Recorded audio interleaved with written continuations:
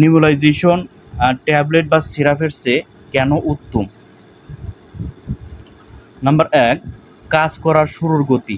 Nebulisation 1 থেকে 2 মিনিটে কাজ করতে পারে এবং ট্যাবলেট বা সিরাপ কাজ করতে সময় লাগে 30 থেকে 60 মিনিট।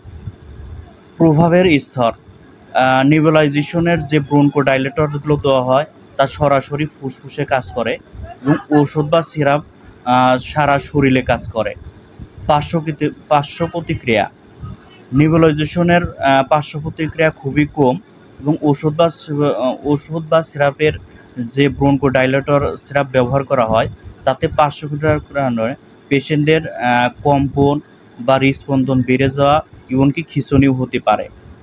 শিশুর জন্য সবচেয়ে উপযোগী হলো নেবুলাইজেশন করা, আর সিরাপ বা ট্যাবলেটের সঠিক ডোজ ঠিকমতো দেওয়া যায় না।